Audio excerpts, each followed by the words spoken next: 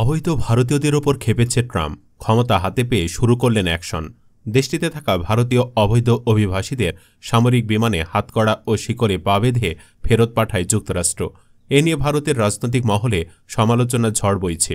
দেশটির সংসদে বিরোধীরা বিষয়টি নিয়ে প্রবল হইচই করেছে। তাদের বক্তব্য, যুক্তরাষ্ট্র ভারতীয়দের প্রতি অমানবিক ব্যবহার করেছে এবং তাদের অপমান করা হয়েছে। বিপরীতে বাংলাদেশে বলাবলি হচ্ছে, জাইমার কথাতেই কি ট্রাম্পের এমন অ্যাকশন? সম্প্রতি বিএনপির পক্ষ থেকে তারেক রহমানের কন্যা জাইমা ট্রাম্পের সাথে সাক্ষাৎ করেছেন। তাতেই অনেকে এমন কথা বলছেন, যদিও এমন সম্ভাবনা নেই বললেই চলে। এদিকে ট্রাম্পের প্রতি ক্ষুব্ধ হয়ে ভারতীয়রা নানান বয়ান দিচ্ছেন।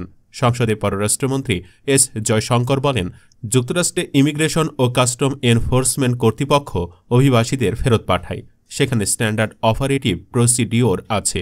2012 সাল থেকে তা চালু আছে। সেখানে এই কড়াকড়ির কথা বলা হয়েছে। জয়শঙ্কর জানিয়েছেন, আইসিইউ তাকে জানিয়েছে নারী ও বাচ্চাদের হাতকড়া বা শিকল পরানো হয়নি। অন্যদেরও খাবার সময় বা টয়লেট যাওয়ার সময়ও বাঁধনমুক্ত করা হয়েছিল। জয়শঙ্কর বলেন, অবৈধ নথিহীন ভারতীয়দের ফেরত পাঠানোর ঘটনা নতুন নয়। 2009 থেকে গত 15 বছরে 15,756 জন ভারতীয় অভিবাসীকে ফেরত পাঠিয়েছে যুক্তরাষ্ট্র। কংগ্রেস সাংসদ মানিকরাম ঠাকুর বলেছেন, এই ঘটনা ভয়ঙ্কর ও লজ্জাজনক।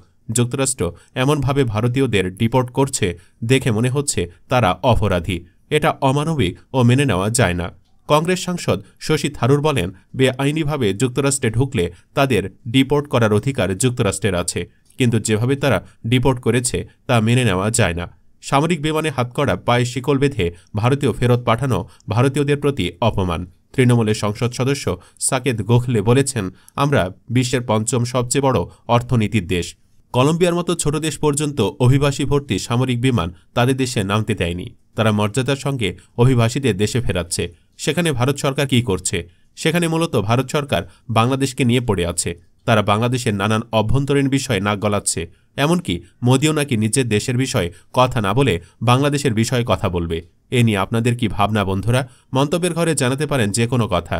আর পরবর্তীতে আরও এমন আন্তর্জাতিক খবর জানতে চ্যানেলটি সাবস্ক্রাইব করুন। ধন্যবাদ।